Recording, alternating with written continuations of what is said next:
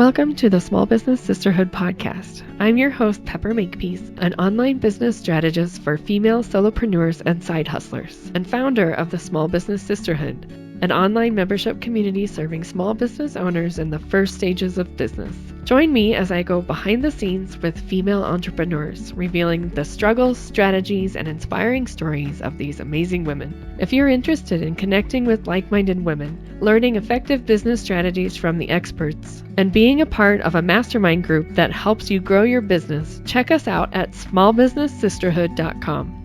Today we're talking to Christy Laurence. Christy is the creative powerhouse behind Plann, an Instagram scheduling app that visually designs your feed in advance. She's recently given up her professional career in advertising in Sydney to focus on what she is most passionate about, growing Plann to empower small businesses online. With no previous experience in building an app but an unhealthy obsession with wanting to create her own product, Christy merged her love of design, creativity, and tech, coming up with the idea of her plan during an illness, and has thrown everything at it. Thank you so much for being here, Christy. I'm so happy to have you here today. I'm so excited to talk to you. I'm really excited too. We've been talking online forever. I want everybody to know about you. I love to promote everything about you. So why don't you tell us about you and your business? Oh, I love you. So I'm a pretty hyperactive person living in Sydney, and I decided that I didn't want to pursue the corporate ladder and do, I was working in advertising and marketing and following everybody else's dreams of, getting a high-flying executive job.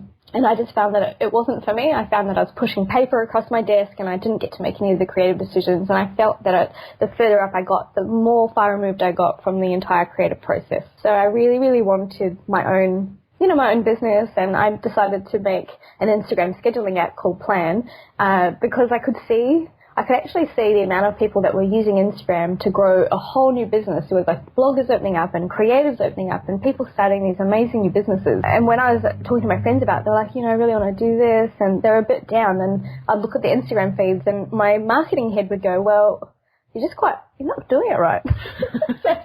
They obviously, I couldn't say that. So I wanted to help the masses, and then on top of that I started consulting on the side and realized that there were so many people that had this problem, and I figured out I could solve it by building an app. So I was like, right, that's it, I'm going to do it. It didn't exist at the time, and I thought, well, I'd already read all the motivational quotes and they all said, it's going to happen, why can't it be you? So it was me. Wow, that's awesome. You're so brave. I know I tell you that all the time. And you always respond with that, but... So tell us a little bit more about the app. Like what's special about it? Because I know it's special. Tell everybody. Yeah, so the reason I built it was that the Instagram is really visual, and there was no tool that let you think strategically in a visual way, and the whole thing with Instagram is visual storytelling. So your aesthetic online and your branding online needs to match everywhere, but Instagram specifically, because you're talking to 100% visual people. That's why they're on there. And people don't realize this, but your follow button is at the top of your gallery. So the people visiting you for the very first time, they've got about 2 seconds before they decide if they like your bio, they like what you stand for, and they like what your Instagram grid looks like. If within that first couple of seconds, if you don't have that vibe that they want, then they're not going to follow you. What I wanted to do was give that control back to the owner of the business and help them. So what it does is you upload images into a gallery, and you can actually drag and drop everything, so you can visually plan it out, so you can see you don't have 2 flat lays in a row, or there's not too many close-ups, so you've got your different perspectives and your colour schemes. And by allowing everybody to do that, it gives you a really overall beautiful, consistent, branded feed, and that's what I wanted to make. And that's what you did make, isn't it? It's amazing. It's been, I designed it myself, and I wanted to make it, like, I call it, I have a word on my wall called stupid simple. Like, it just needs to be the simplest, and my husband will say to me, you chose the hardest thing possible, because it really does mean that the more simple in the front, the harder it is in the back. It is. It does have a really clean and minimalistic feel to it, and it's so elegant, and I just love it. It's so pretty. Oh, thank you. I spent months, more time than I probably should have in design. So I have this amazing circle of friends that I've actually met online that we all have our own businesses, and they became my core focus group. And every time I'd come up with a design, I'd pop it in and say, what do you guys think? So yes, it was me, but then there was a lot of feedback from people that I knew would be using it. Mm-hmm. And every time I did it, every time they gave me feedback, I'd try and take something away. Mm-hmm. And then they'd say, okay, and then I'd drop in another design and say, here it is missing this, and literally just kept pulling away until I got where I got to now. Wow, that's interesting. Mm-hmm. So tell me and all of our listeners about the importance of curating an Instagram feed. Wow, okay, so like I said before, if people are coming to you and they're not converting straight away to follow you, then you've kind of got to change your angle. So if you're not getting the right people, then it's your vibe and colour scheme. So for me, for example, when I was deciding what colour schemes I wanted with Plann, my branding is, I want people to feel like they're taking a holiday, that it's refreshing, it's beautiful and minimal, and that's how I decided to plan my own feed out. So I find that the people that I attract are the people that get it, that see what I do, that like the scheme, that like the feel, that read my captions that are pretty quirky, and they want in. So the importance of it is that you're drawing people in, you're converting more people to follow you, but you're converting the right people. And I think that's the most important part, is that the vibe that you're putting out there visually is the people who you're hoping they'll buy from you. So the more people that you have, the more people you can advertise to. And I think Pepper and I, we've recently talked about this previously, but with Instagram's algorithm, it's really important that you're also engaging. So, Instagram's a two-pronged approach. So with Plann, you can actually draft all your captions and have a really good strategic overview of, okay, so, are my captions interesting? Am I talking to the right themes? Am I touching the right people? And it gives you that whole thing with curating, it's not just imagery, it's also your captions. And I think having a really good feel of what you're doing strategically rather than posting on the fly can really help. So would you say that in order to really have, and this may be really obvious, but just in case, people just starting out, would it seem really necessary to go do the work to understand your audience and understand who you want to attract before you even begin, coming up with an Instagram strategy? To be honest, I tell people just start, because you don't understand the platform until you've been on it for a little while. So if you just knew, you post, you can be taught, you can read blogs, but it's not until you're doing that you really understand what's going on. For me, I thought I wanted bright, beautiful, coloured images. So when I first started, I was using bright yellows and greens, and I was getting not my audience. It wasn't working, and admittedly at the time I was doing Instagram consulting, and it was a whole different business it was while I was building Plann, building up to building an app, and I worked out very quickly that I wasn't attracting the right people with the vibe I was putting out. So I started researching what other people were doing and the type of people I wanted to connect with, and it wasn't until I kind of deep dived into what results I was getting, and then really did some of my own case studies on other users, and I realized what I was doing wrong. So when I tell people, I think just start, because you'll soon work out what's working for you and if you're getting the right people. I think that's answered your question. I'm not sure. Yeah, no, that's great. So that's really interesting, and I think that's really beautiful, because it is hard to get stuck in that space where you feel like you need to know it all before you start anything. And so I think that's so great. And so tell me a little bit more about that process that you went through with your own feed to kind of explore other people's accounts, and what did you look for, and what did you try to dial in on? I've tried everything. I've tried everything. I've read a lot of blogs. I also have a personal account. I actually like to illustrate and paint and draw. So I have a personal account that I put my own kind of squiggles. It's kind of been left in the dust at the moment. But what was happening is I was doing it for personal rehab, and I was drawing and painting and putting them on my Instagram account, but I wasn't thinking about the light sources. I wasn't thinking about the angles or the styling. I was just posting artwork. It looks horrible. So if I've kept my personal feed as it is, just so that I can show people and say, look, this is what happened. So at the start, it's, this is my breakfast and this is the dog I saw today and, all my travel photos. And then it merges up to, okay, I should probably start using this a little bit more serious. And then I realized that people are on Instagram to be inspired most of the time. So they're either educated or inspired or wanting to be part of a community. And I wasn't getting any of that. So I turned my attention to that. I noticed that people were, like, for example, the artwork. Instead of just having artwork on a paper, it doesn't work. It's got to be, you've got to have your hand in there so that they have a personal connection. So as soon as I realized that if I had my hand in the work, I'd get double the likes or double the comments because I was a real person. So that triggered my thoughts. And then when I realized if I put my artwork in a frame and positioned it like, hey, this is what it could look like in your house, but providing the inspiration again, then it worked. So for me, I had a combination of adding in more behind the scenes plus inspiration. And then I like drawing with inks. So it's a lot of blue themes, and I live by the ocean and my vice is the sea. So it's like, okay, well, where do I draw my inspiration from? The ocean. So I started creating me in a more visual way. And then I saw a lot of people using the checkerboard technique, which is where you do like one photo of one theme and then swap to another. So I was doing one painting, one of my photography.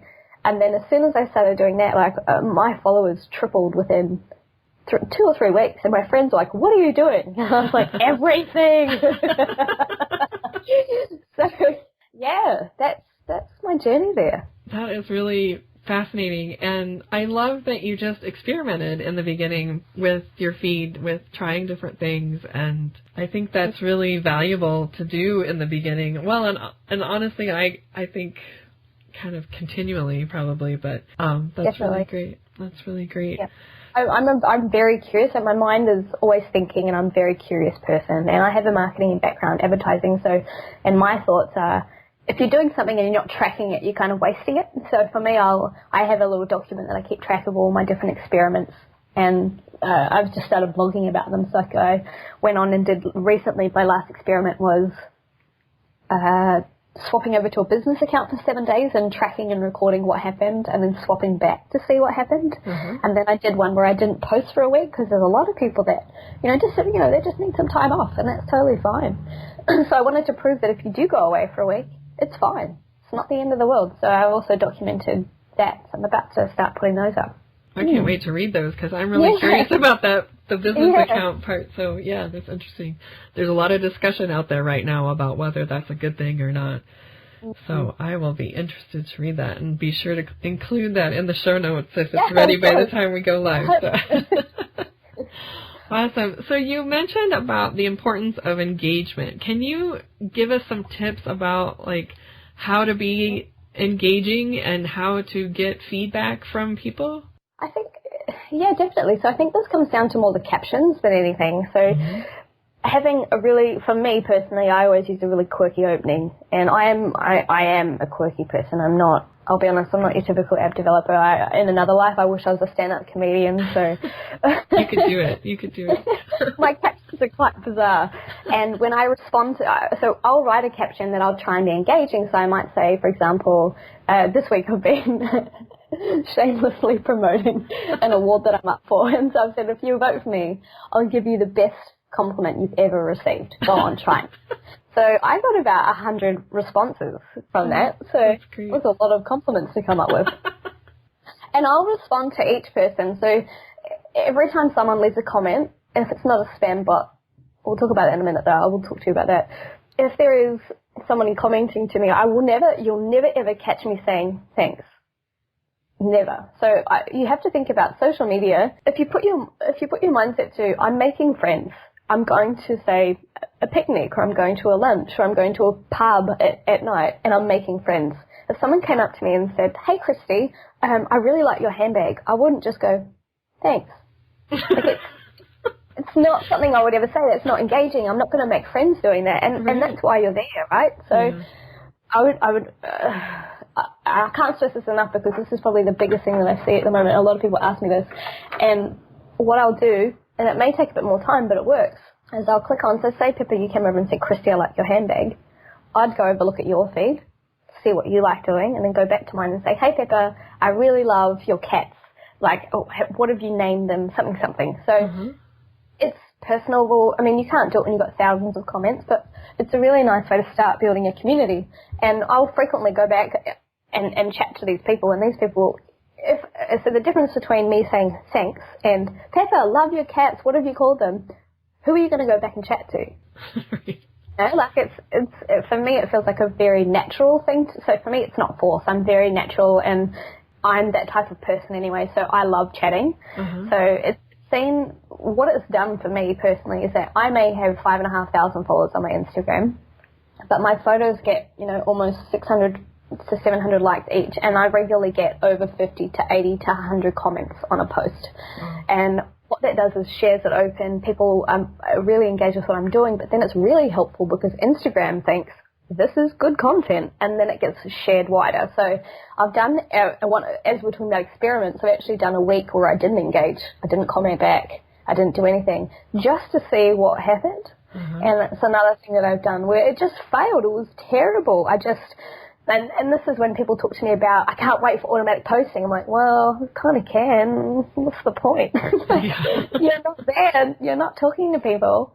No one's seeing your stuff. There's no point. So I wanted to show people, like, this is what will happen when you post and run. So I've done a few experiments about that too, and it's really bad. That was probably the worst experiment I've ever done.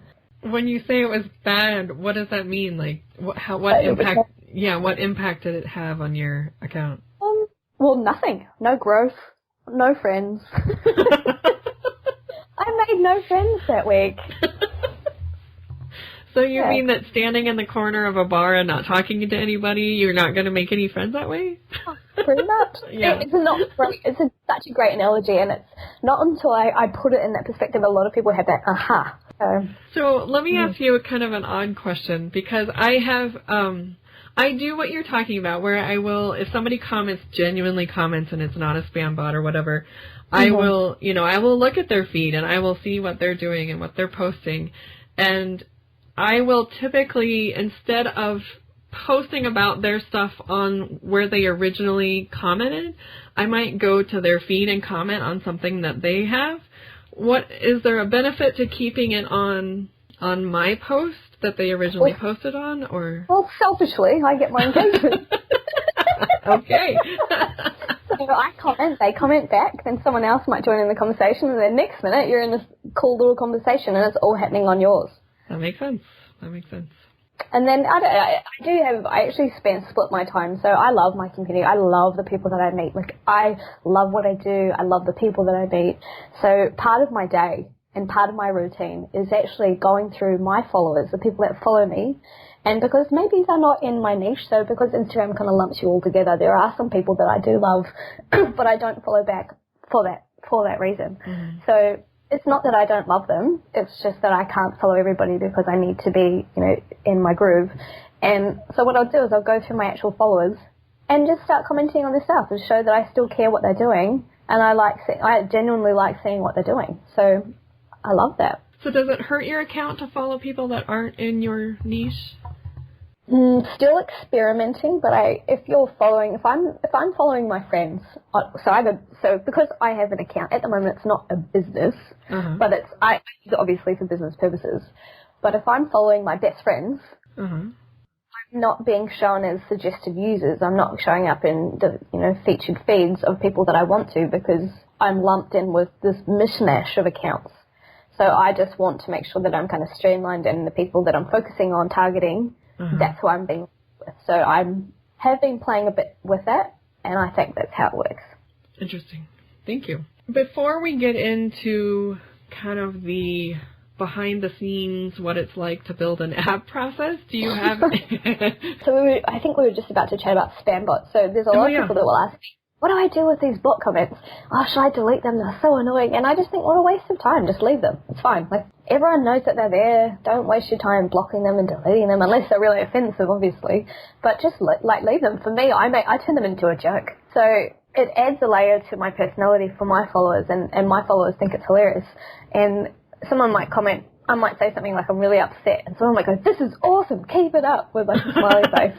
Those comments. So I'll respond and go, oh, thanks so much.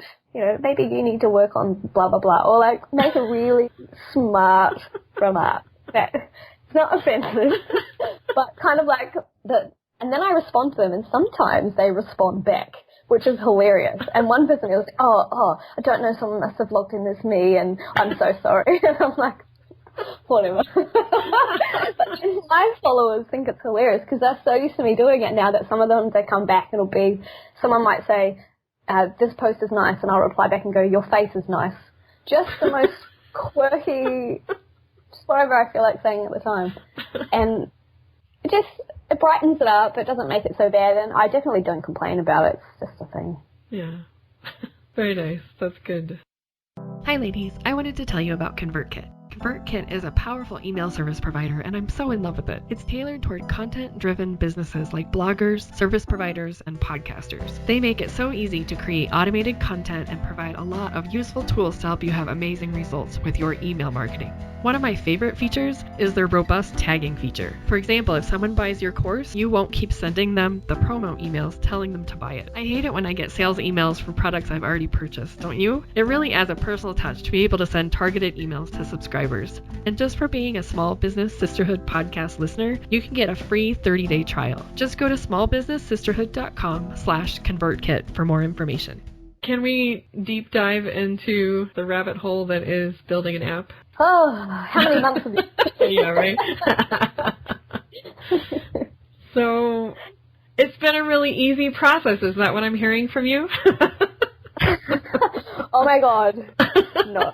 Yeah. It's been the hardest. I definitely have chosen the hardest route. To be honest, a lot of people don't realize, but I don't have a tech background. I have had to learn everything as I've gone. I never built an app before, so the whole process has been a massive learning curve.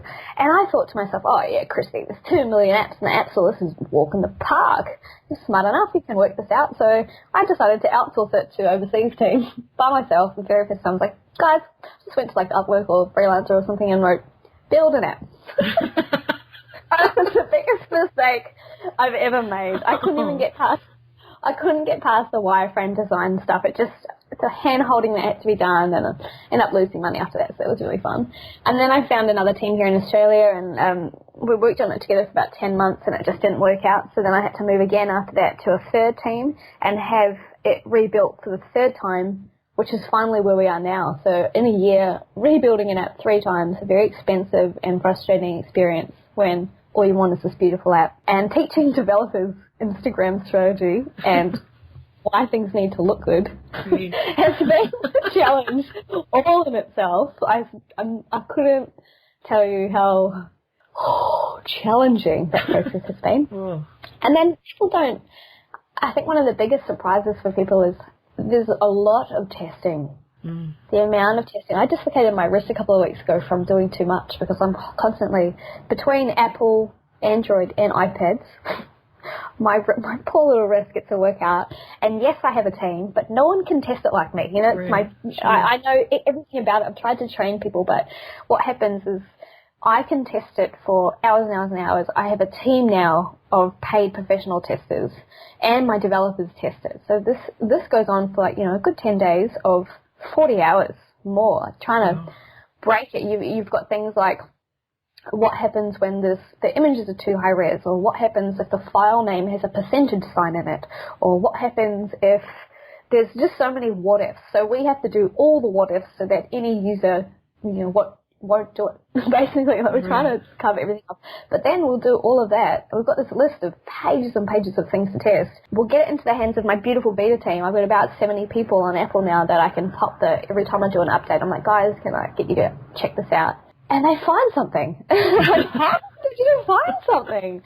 And I have to go back through and do it all over again. So sometimes it can take a couple of weeks for a simple update, which can be infuriating because I just want to give everybody more. And I've got this massive list of updates and I just want to get it out. But I need to uphold my standard of quality, and I'm not going to put something out there. And everyone says, launch before you're ready, but I just can't do it. I can't. So I'll spend as much time as possible making sure that everyone has a great experience, because that's what I need. And in the new business, it's crucial that I get people saying, I love this app. So I think that's been probably the biggest challenge, is the test process. And then I have to manage these people as well. So because it's a team of one, hello, these amazing beta testers that I have, it's literally hand-to-hand combat. I am private messaging them on Facebook. I'm emailing them. I am Skyping them. I am trying to get in front of them to chase them and say, please test it, because we're kind of being held up.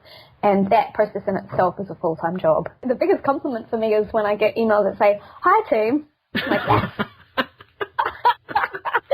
Or I might get someone saying, hey, team, love what you're doing. I have this event coming up, and would you sponsor it? It's only $20,000. And I look at my bank account, and I look at my lunch, which is 2-minute noodles, and I'm like, I'm going to take this as a compliment. So,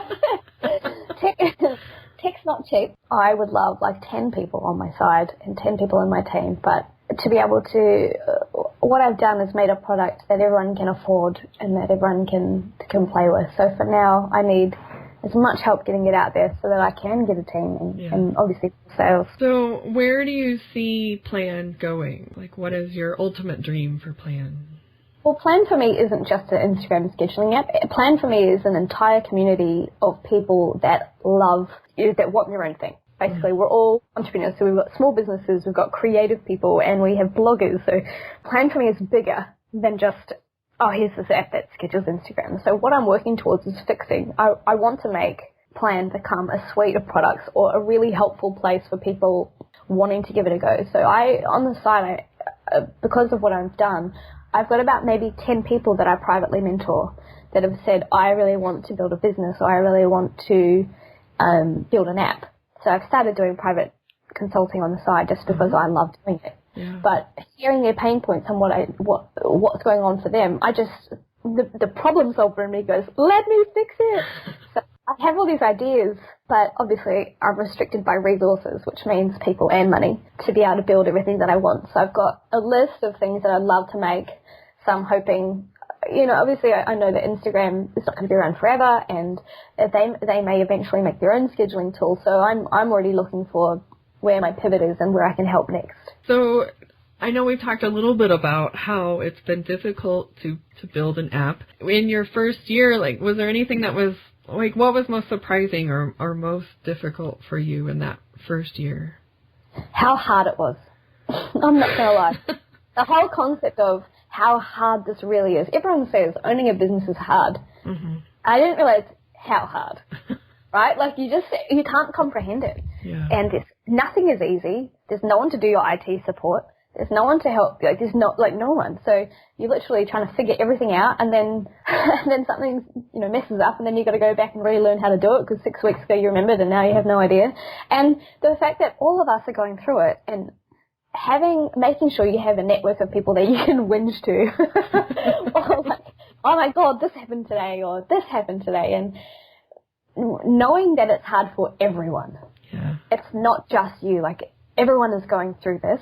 And I think that for me, I was like, why is this happening to me over and over? And then when I started talking to people, it wasn't just me. This is it. This is it. This is what happened. So accepting that it's going to be hard, accepting that nothing goes easy. And when I mean nothing, I mean nothing.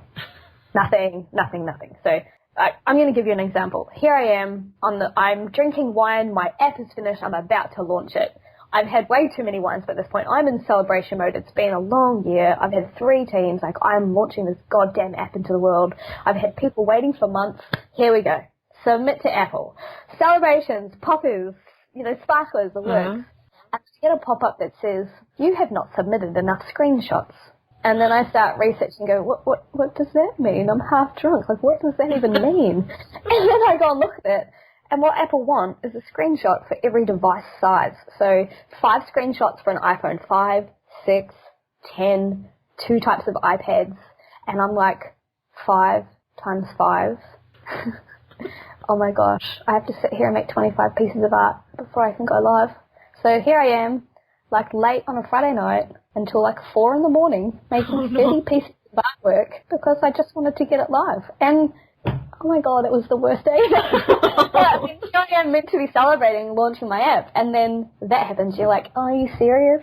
And then having to rename, so halfway through the process, I don't know if you're aware, but the app was actually called Plan Your Gram. when it was first built. So all my branding and all my website and the app, everything was Plann Your Gram. And then in June, Instagram decided to, I mean, great for them, to trademark the word gram. So I'm like, it's a unit metric. But no, they decided to trademark it. So I had to rebrand my whole business, which was a $10,000 change. So new trademarks, new IP, new website, new design. And then I had to redo all of the app screens again. Oh, wow. So, like, it's not easy, and it's just me. So it's me sitting behind the screens doing all of the artwork. So if I did not have people that I could go, oh, my God, you won't believe what happened, I would be insane. I literally would. So my main advice is that we're all going through it together. We're right there in the trenches with you. Find your people. Find the can't whinge all the time, but find the people that get it. And have a support team, because without them, like, people that my husband doesn't understand, my friends in real life go, how's your little app going? You need people that get it. Yeah. And that's probably the biggest advice. Yeah. Yeah, and I can identify that. I mean, my husband, God love him, he tries so hard to care about social media, but he really doesn't. But he'll listen. But it's just a completely different conversation than somebody who's in the trenches with me that knows what's going on. And so, yeah, those people that love you. I fire him. I was drowning in work. And I have this amazing thing in my app that you can actually shake it when the app's open and talk to me. So you can send me a message. And I'm quite responsive when I can be. And a couple of days, it started getting quite overwhelming. I got like 300, and I was like, oh my God, I don't know how to do this. And he said, look, let me take something off your plate. And I said, please, just here. So I made him an email support. Tim Laurence was Instagram husband, and he started responding to people. And obviously I'm like, oh, I just need a break for a bit. And then I start reading what he's writing. I'm like, what is this? He goes, what do you mean? I'm like, And like, it was fine. Like, what he was writing was fine. But because I'm such a perfectionist, it wasn't me. It wasn't chatty. My vibe is chatty and friendly and transparent and conversational. And he's like, hello, thank you for writing. And it was just so stupid, mate. That's it. You're fired. So, unfortunately, I lost man down. Now he's on business admin. So he does still help. He's still amazing. And I couldn't do what I do without him. He's been amazingly supportive. But he's not a customer service rep anymore. Well, and I think, those of us that build a business around our style and our voice, it is hard to add people to that don't sound like us, that, kind of mess it all up, so. Or don't care about social media all that much. Exactly. He tried. He's like, how do you even get one follower? I just go up and down all day and I've stayed the same for months. I'm like, well, I could teach you, but I'll have to charge. Oh, that's great. So many lessons we learn along the way. Yeah, amazing. What's been I don't know if I'm allowed to ask you a question, Pippa, but what would you say your advice is?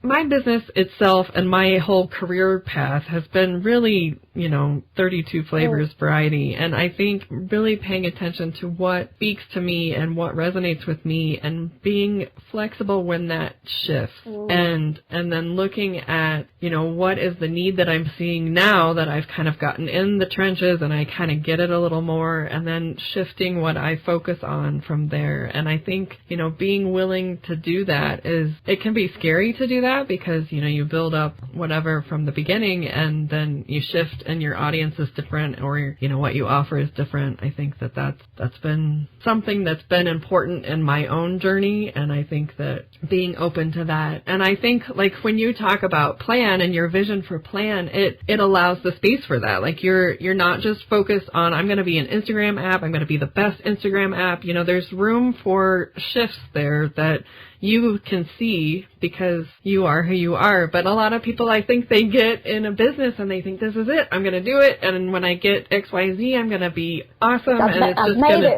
made it and we'll just sustain. And it doesn't really work like that. So that's my thing. Yeah, that's great. I'll put that in my toolkit.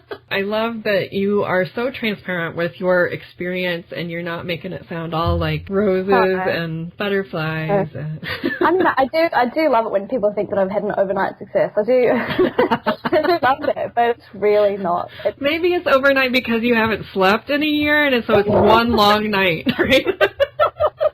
I won't lie. my poor skin this year. But people don't see. So I've always wanted my own business. It's been a dream of mine forever, and I have always been highly creative. So people just don't see that. From the age of 18, I was a freelance illustrator, and then I'd start consulting on marketing, and then I was building websites, and then I actually ran a webcomic for a year of my own, and then I've done all of these really quirky things on the side forever, and I think what happens is that what really comes out of your life is what you do between the hours of 6:30 and 2 a.m.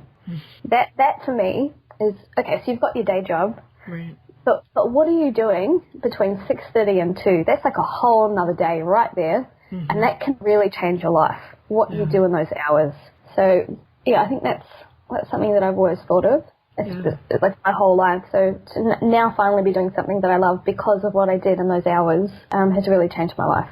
Yeah. But it takes a lot of courage, don't you think, to make that leap from the 9 to 5 kind of stable, you know what's coming, and and then the... I remember the day that I decided...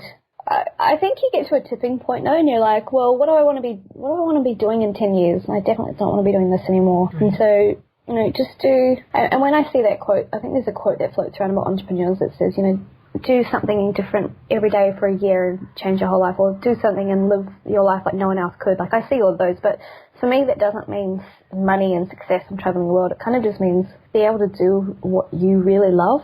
Mm-hmm. And that for me was more important than the salary. So I don't think I'll probably ever make the salary again that I was, maybe one day. I shouldn't ever say that, but I was on a great salary and I had a great team, and my projects are amazing and they perform really well, and I'm really proud of what I did.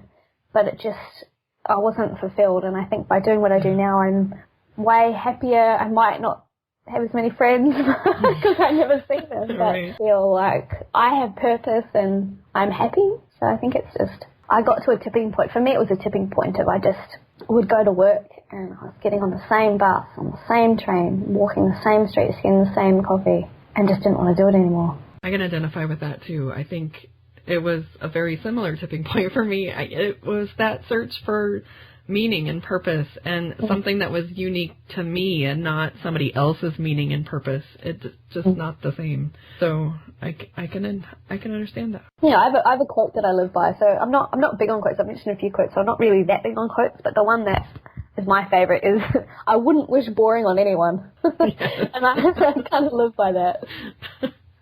And it shows you are nothing close to boring. So, and I love it. So tell us, you know, what's coming down the pipeline here? Like, what do you have in the next 6 months even? Like, what's going on? Yeah, well, because tech changes so fast, I have a vision of 6 months, but I don't have steps. I probably live on a 6 to maybe a 2 month basis, so that, because being in a startup, you have to be super agile and be able to change.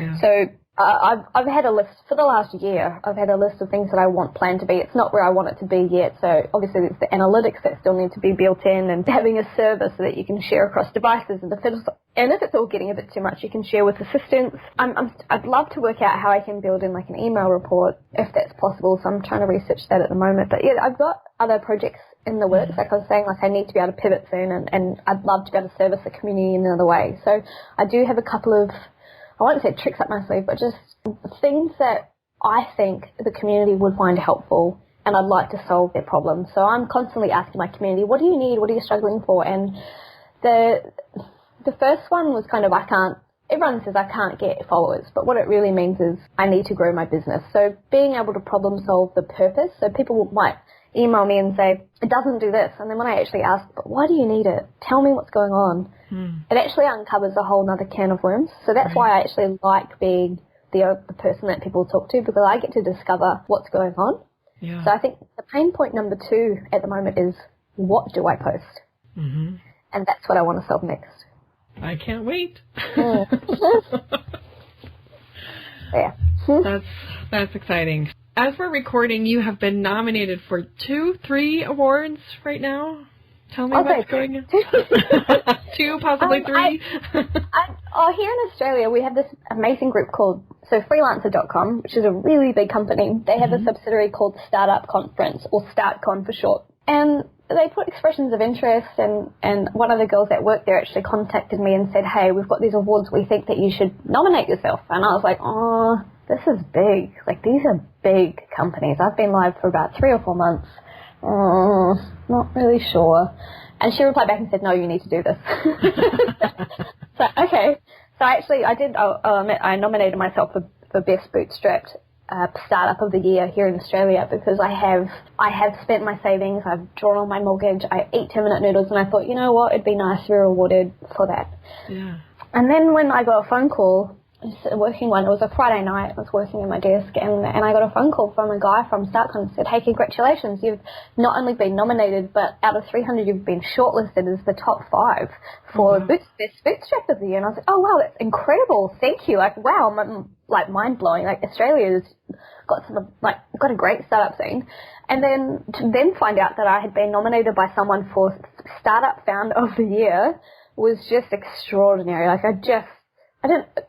again, speechless. So I've been in business around for about a year, and I've met some incredible people, so I love doing what I do. So to get a nomination like that and have people acknowledge how hard and how passionate and how driven I am was just, I think I was saying to you earlier, Pippa, I just have no words. I'm just so happy. And to even be nominated, the people that are in my category are just phenomenal. Like, one of them has had award after award already, and she's been in business 3 or 4 years now, and to be even included with her, I'm just super happy, like just so happy. And then, unfortunately, it did come down to a popularity. I'm not a huge fan of the public votes, but it did come down to a public interest and, public vote for the top awards. And at the moment, I'm sitting in front, which is, I don't even know how it's happened. I just posted a few things to my own network, and I have an incredible community. They have got behind me, they have rallied around me, and they've got votes for me, and I'm just so humbled and so happy. So I've had, Pippa and I have discussed this before, but the reason Plann started was from a rehab project. So I had an illness that gave me the idea for Plann to begin with, and my friends and family have seen me go through that. And I was given a diagnosis that I was never going to recover from a brain trauma that I got. And I've actually come out the other side, and my family and friends have watched me on Facebook and watched me in person just go from getting this diagnosis of your life is kind of over to building a business and then growing really big and then being nominated for awards. So my whole network has gone like, whoa. And I guess for me, because I live it and breathe it every day, it doesn't sound that amazing. But if I pull myself away and go, if I was watching someone else, I'd probably be rooting for them too. So yeah, I think, I've got an amazing support network. And you have worked incredibly hard. Like, I think that... I don't even know what to say, so thank you. Well, it's tremendous, and I'm so glad that you're getting acknowledged publicly for all of the work that you're doing and all of the amazing things that you have done and are continuing to do, and your support of small business and us solopreneurs that are trying to make Instagram work. It's a big deal, and we love you, and I love you. I love you. Hopefully one day it's not just Instagram, it's other things. Hopefully we'll see what happens. You never know, I might get bought out or maybe get funding and I build something amazing. So I have my fingers crossed. I really hope something exciting comes out of all of this. Very, very exciting. So, and didn't you already get an award earlier in 2016? I've won 2 awards so far. So I won Startup of the Year for Australia and New Zealand 2016 with a company called Startup Daily. And as bizarre as it sounds, it was before I'd even launched. So it was while I was still community building and getting kind of my core beta users. And my beta users just got right behind me and was like, this girl. I don't know what happened, but I ended up winning an award before launch. So that was cool. And then I won Best Social/Lifestyle App of Summer 2016 with Best Mobile App Awards. So that's a whole mouthful of stuff.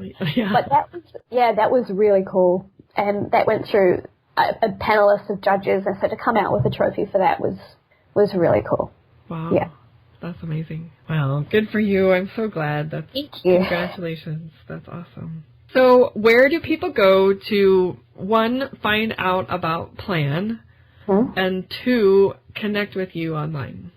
So there's a couple of places. So my website is plannthat.com with a double N, which I'm hoping you'll put a link to. I will. And you can find out more information there about the specific features, because I've built my app so there's no restrictions. I saw what everyone, I had a good look at the competitors, and I just thought that there was too many barriers for people. So I decided to do a completely open project. So there's no limits to how many posts you can schedule every month. There's no monthly fees if you've got 1, 2, or 3 accounts at the moment. I mean, who knows in the future what that may look like. And then you can hold 120 images in the gallery, so you can plan months in advance. I just wanted to make it as easy and as seamless as possible for everybody. So there's multiple accounts, and I'm always putting on new projects. So you've got the Plann That website, which is primarily kind of the information house. And then to connect with me personally, I'm on Instagram quite a lot. So my handle is @PlannThat.